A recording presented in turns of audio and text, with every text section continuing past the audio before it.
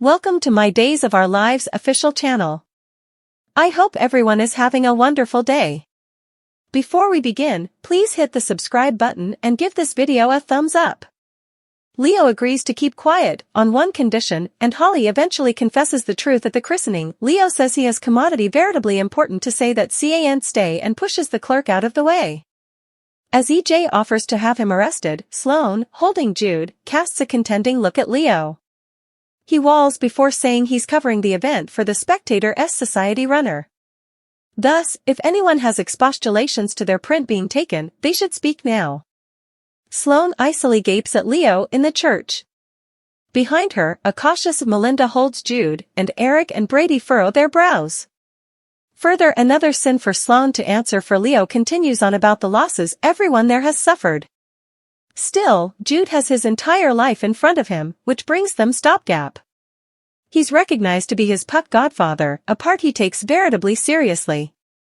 Brady declares Jude is a lucky sprat to have two godfathers for the price of one. Everyone blasts. As the christening continues, Jon snoots and fidgets with his collar. Marina follows when he goes outdoors to get some air. Jon doesn't suppose the house of the Lord is the stylish place for him, considering what he's done.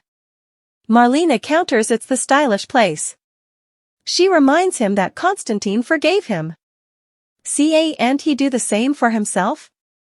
After the form, Teresa leaves to see Tate, while Melinda yells at Leo. Holly hangs back while Nicole and EJ leave to prepare for the party. Latterly, Eric finds Holly alone in gashes.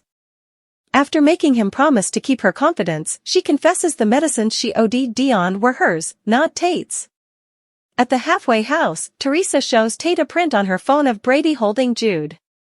When he scrolls for a print of her and Alex, she tells him they broke up. Tate assumes it's because of his problems. Teresa assures him that's not the case. Tate is hopeful they'll reunite because he doesn't like seeing her alone. Time will tell, she wistfully says.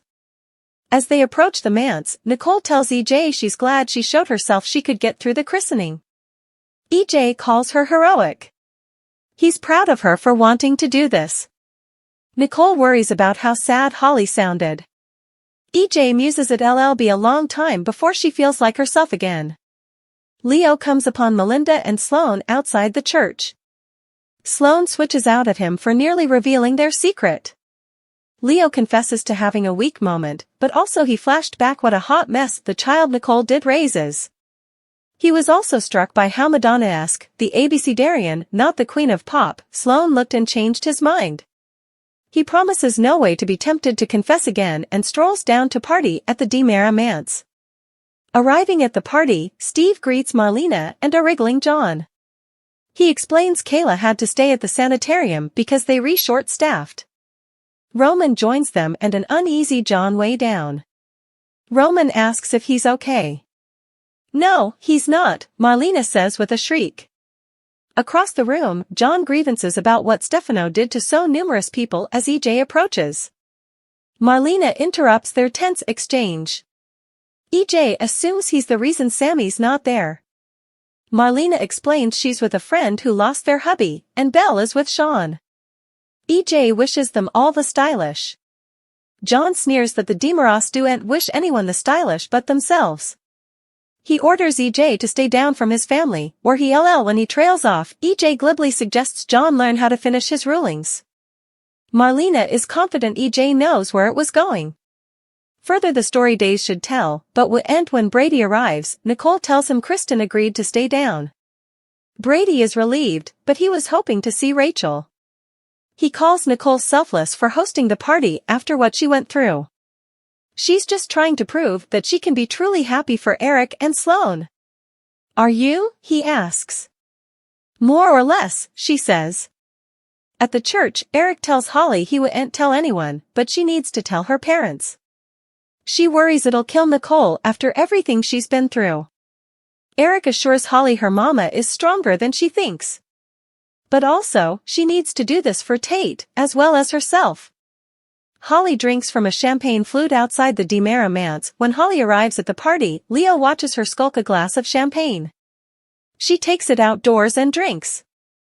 she hides it when Eric, Sloane, and Melinda arrive. When they head outside, Holly gulps her drink and follows them. In the living room, Nicole asks to soothe a fussy Jude. Melinda's eyes bulge and Sloane tenses as Jude quiets in her arms. Sloane takes the baby back, Holly sneaks off with another glass of bubbly, and Eric makes a toast. Outside, Holly camps over her drink and calls the halfway house.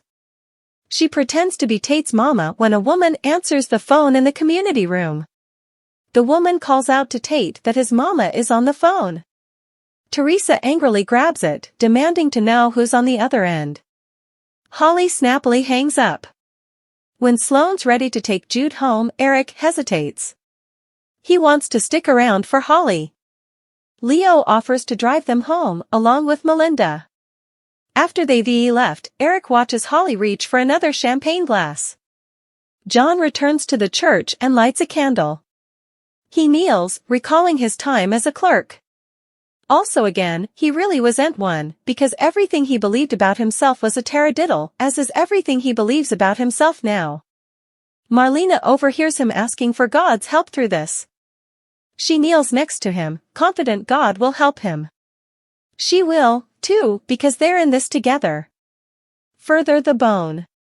Probably to break the pact in the church, Jon prays in front of red votive candles. Marlena kneels next to him at Sloane's place. She and Melinda support their pact with Leo to no way speak of Jude's true lineage again. They're the only bones who know the verity. Leo agrees to it unless the plutocrat stops rolling in. At the halfway house, Teresa deduces Tate's frequenter was Holly.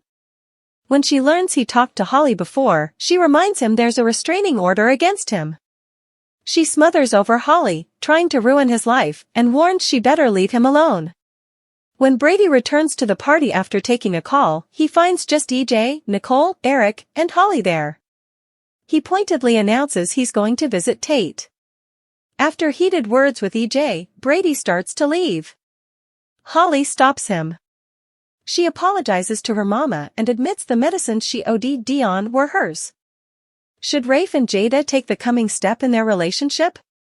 Days of Our Lives spoilers reveal that Jada Hunter, Elia Cantu, is veritably conservative about how snappily she and Rafe Hernandez, Galen Gehring, move forward.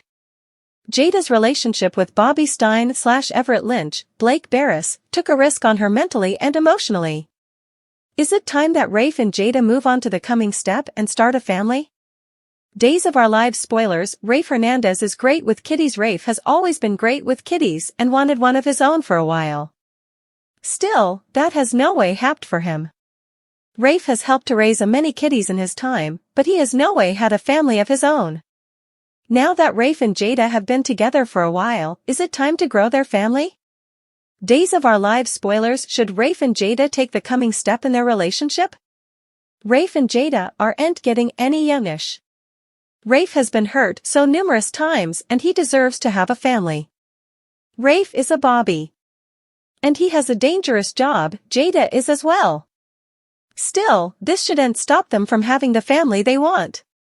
Will Rafe and Jada decide to get more serious after Clyde Weston, James Reed, is eventually caught? DOL spoilers, Jada Hunter and Rafe Hernandez are a stable couple unlike Jada and Eric Brady, Greg Vaughn. Rafe and Jada are a stable couple. Jada got pregnant when she and Eric were together and abandoned that child.